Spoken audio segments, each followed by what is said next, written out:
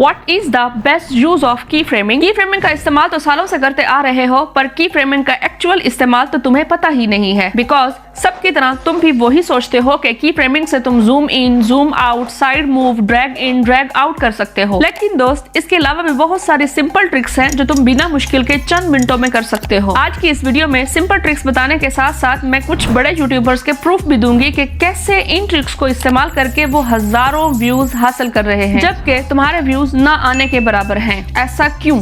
अगर मैं तुम्हें कहूँ कि तुम्हारे व्यूज ना आने की सबसे बड़ी वजह तुम खुद हो, तो इसकी एक ऐसी रीजन मैं तुम्हें बताऊंगी जो तुम्हें कोई नहीं बताएगा, लेकिन वीडियो के मिड में। तो इस वीडियो को स्किप मत करना, ये तो मैं कहूंगी। लेकिन अगर तुम वीडियो में नए हो तो तुम्हारी आसानी के लिए मैंने वीडियो को मास्किंग वीडियो की तरह दो पार्ट्स में डिवाइड कर दिया है। पहला पार्ट बेसिक की फ्रेमिंग एंड दूसरा पार्ट एडवांस की फ्रेमिंग।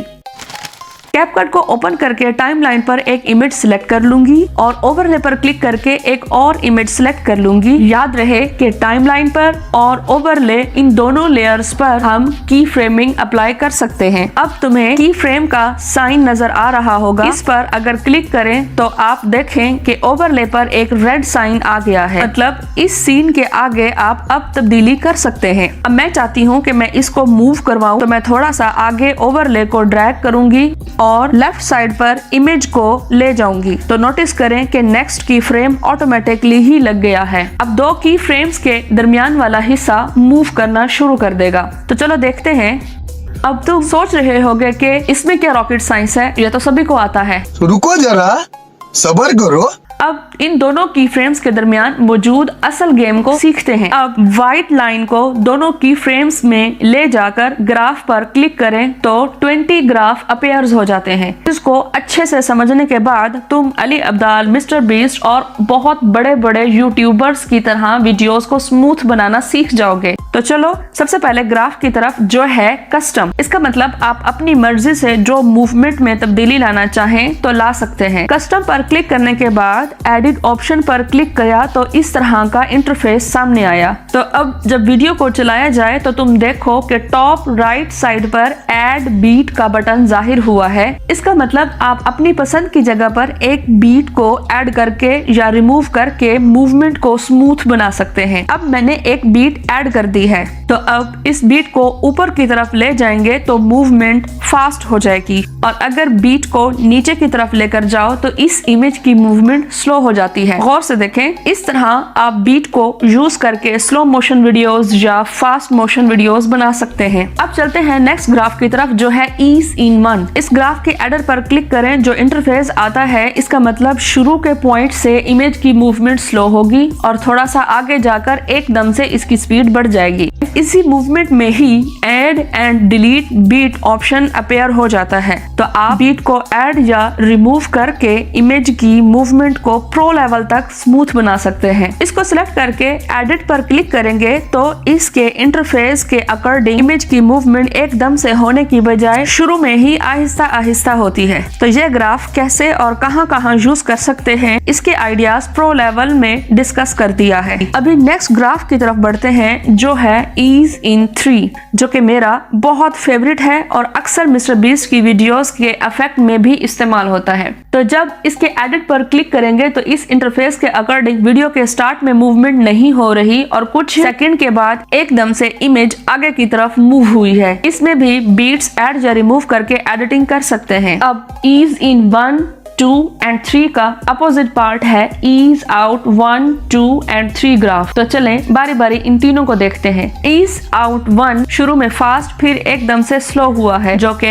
अपोजिट है ईज इन 1 के। और ईज आउट 2 ग्राफ शुरू पॉइंट में ही आहिस्ता आहिस्ता हाई स्पीड से लो स्पीड की तरफ गया है, जो कि अपोजिट है ईज इन 2 के। ईज आउट 3 में भी शुरू में तेज फिर स्लो होता गया है। इसका मतलब वो ईज इन 3 के अपोजिट है। अब चलते हैं नेक्स्ट ग्राफ की तरफ, जो है फ्लो 1। इसके एडिट पर अगर क्लिक करें तो इंटरफेस देखें तो इसमें दो बीट्स ऐड की हुई हैं। एक ऊपर की तरफ, इससे इमेज की स्पीड बढ़ती है, और फिर नीचे की तरफ, इससे इमेज की स्पीड कम होती है। अब बढ़ते हैं नेक्स्ट ग्राफ की तरफ, जो है फ्लो 2। फ्लो 2 के ग्राफ के अकॉर्डिंग एक बीट ऐड है जिसके शुरू में इमेज की मूवमेंट होती है, फिर मिड में ठहरने के बाद एंड में फिर इमेज मूव करने लग जाती है। ये जितने भी फ्लोज डिस्कस कर रही रही हूँ, ये सब टिकटॉक वीडियोस या रील्स या शॉर्ट्स में बहुत ज्यादा इस्तेमाल होते हैं। फ्लो 3 में 2 बीट्स हैं, तो पहली बीट तक ग्राफ ऊपर की तरफ बढ़ रहा है। इसका मतलब इमेज मूव करेगी और उस बीट के बाद ग्राफ ऊपर की तरफ बढ़ने की वजह से एकदम से इमेज की मूवमेंट तेज हो जाती है, फिर इसके बाद स्लो हो जाती है। फ्लो 5 ग्राफ में भी 2 बीट्स हैं, मगर इनका ग्राफ एकदम से नहीं बढ़ रहा, तो इसका मतलब इमेज आहिस्ता आहिस्ता मूव करेगी। उम्मीद है अब तक आपको सब ग्राफ की समझ आ चुकी होगी। अब बारी है 6 और हैरानकुन फ्लो की। इसके एडिट पर क्लिक करने के बाद इंटरफेस के अकॉर्डिंग 4 बीट्स हैं, जिसमें step by step he graph आगे की तरफ मूव कर रहा है, तो इसका मतलब इमेज भी स्टेप बाय स्टेप आगे की तरफ मूव करेगा। 7 फ्लो में टोटल 5 बीट्स हैं, जो स्टेप बाय स्टेप आगे की तरफ इमेज को मूव करवाते हैं। इसका यूज भी डिटेल में बताऊंगी। अभी चलते हैं नेक्स्ट ग्राफ की तरफ, जिसका नाम है बाउंस 1। बाउंस 1 जिसमें एक इमेज मल्टीपल टाइम आगे पीछे पेंडुलम के जैसे मूव कर रहा होता है। इसमें तकरीबन 8 बीट्स का यूज हुआ है। तो चलो इमेज की मूवमेंट देखते हैं। अगला ग्राफ इससे भी ज्यादा मजे का है, जो है बाउंस 2, जिसके इंटरफेस में हाईएस्ट लेवल पर बीट्स मौजूद हैं। इसके मुताबिक इमेज की पहली बीट हाई होती है, मतलब फास्ट मूव करती है, फिर स्लो, फिर फास्ट और फिर पहली वाली स्लो की निस्बत मजीद स्लो होती जाती है। ये काफी प्रो लेवल ग्राफ टूल है। अगर इसके ऊपर मैंने एक डिटेल वीडियो बनाई ना, तो ये पूरी वीडियो सिर्फ इस एक ग्राफ के ऊपर ही बन जाएगी। अब बाउंस 3, 4, 5, 6 ये सब ग्राफ्स इमेज की मूवमेंट में तब्दीलियां लेकर आते हैं। उम्मीद है इन सब ग्राफ्स की अच्छे से समझ आ चुकी होगी। अब बढ़ते हैं उस प्रूफ की तरफ जो बड़े यूट्यूबर्स ने अपनी वीडियो में की फ्रेमिंग का सिंपल ट्रिक्स का यूज किया है और भर भर के व्यूज हासिल किए।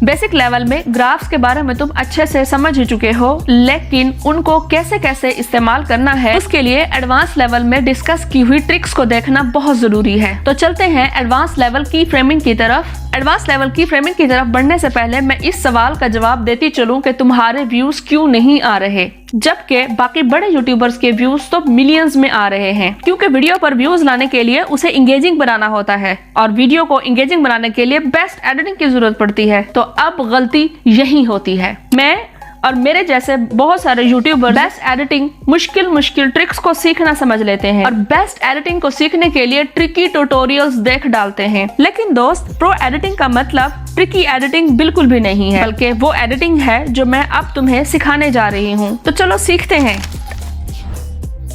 तो पढ़ते हैं पहले इफेक्ट की तरफ। इस इफेक्ट को बनाने के लिए सबसे पहले N12 की इस वीडियो को देखें, तो आप नोटिस करें कि कैसे वीडियो नॉर्मल से एकदम जूम इन हो जाती है। चलो इसको बनाते हैं।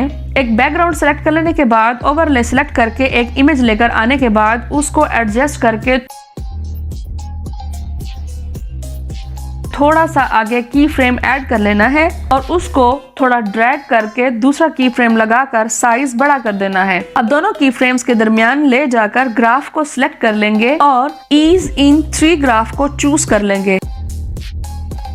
अब एक साउंड इफेक्ट ऐड कर लेने के बाद देखते हैं।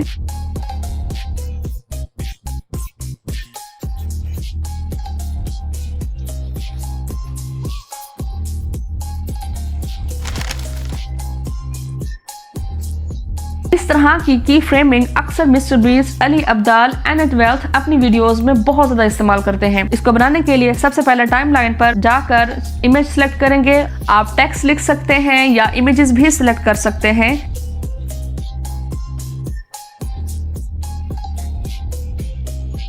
इसके बाद सबको एडजस्ट करके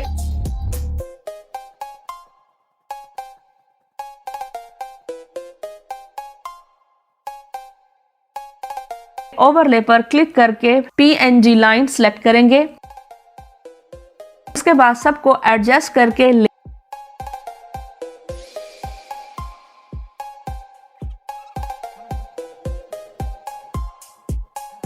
लेयर पर क्लिक करके 1 कर लेना है। अब इसको सेव कर लेंगे। कैपकट ओपन करके सेव्ड वीडियो को टाइमलाइन पर ले आऊंगी और की फ्रेम लगाऊंगी। पहला की फ्रेम लगाने से पहले इमेज का साइज इतना बड़ा करना है कि बाकी सब इमेजेस छुप जाएं। अब की फ्रेम लगाने के बाद नेक्स्ट इमेज की तरफ मूव करके जाऊंगी और आप देखें ऑटोमेटिकली की फ्रेम ऐड हो गया है। अब मैं थोड़ी देर नेक्स्ट इमेज पर रुकना चाहती हूँ तो एक और की फ्रेम एडजस्ट कर लूंगी।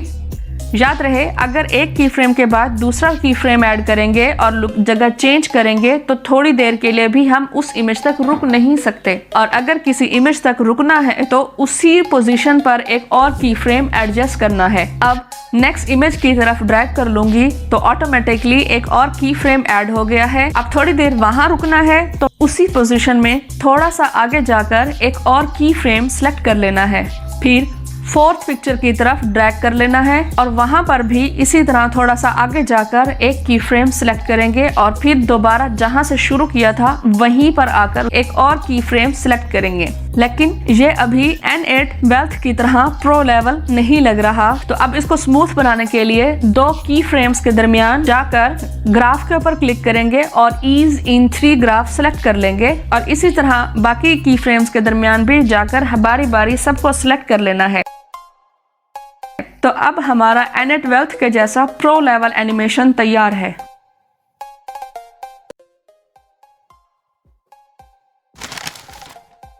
इफेक्ट अली अब्दाल की शॉर्ट्स में बहुत ज्यादा इस्तेमाल होता है, जबकि इसको बनाना निहायत ही आसान है। तो चलो बनाते हैं। कैपकट ओपन करके एक बैकग्राउंड सेलेक्ट कर लूंगी, उसके बाद ओवरले पर जाकर एक इमेज सेलेक्ट कर लूंगी और उसको एडजस्ट करने के बाद ओवरले पर क्लिक करके सन या स्टार इमेज को सेलेक्ट कर लूंगी और उसे कैरेक्टर हेड के बिल्कुल पीछे एडजस्ट करके साइज छोटा कर दूंगी और इमेज के शुरू में एक की फ्रेम लगाऊंगी, थोड़ा आगे करके एंड की फ्रेम लगाऊंगी और स्टार PNG को स्केल अप कर दूंगी।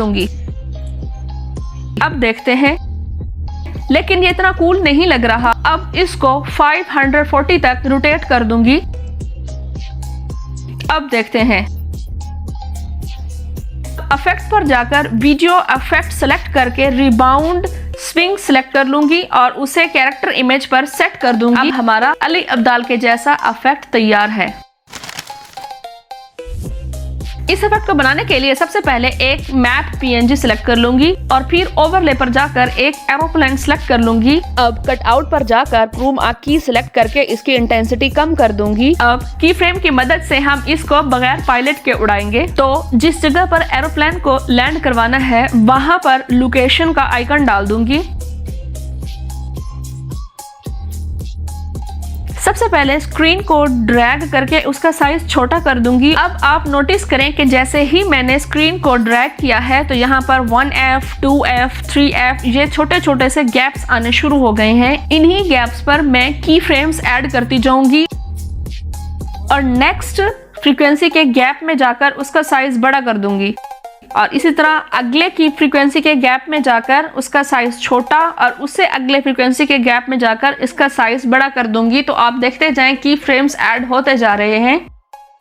तो अगर टाइम बचाना है तो उसके लिए जहां तक की फ्रेम्स ऐड कर चुके हो उसके अलावा जिस हिस्से में की फ्रेम्स ऐड नहीं हुए उसको सिलेक्ट करके स्प्लिट करके डिलीट करने के बाद जिसमें की फ्रेम्स ऐड हुए हैं उसको कॉपी करते जाओ और इस तरह तुम्हारा टाइम भी बच जाएगा और ब्लिंकिंग इफेक्ट बगैर चेंज हुए बहुत अच्छे से रेडी हो जाएगा। अब देखते हैं।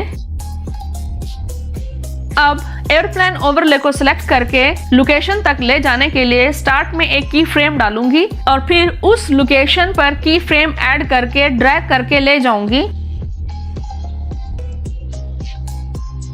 अब लोकेशन पर पहुंचकर उसको एंड की फ्रेम से आगे ले जाकर ड्रैग करके छोटा कर दूंगी। अब हमारा मैप एनिमेशन इफेक्ट तैयार है।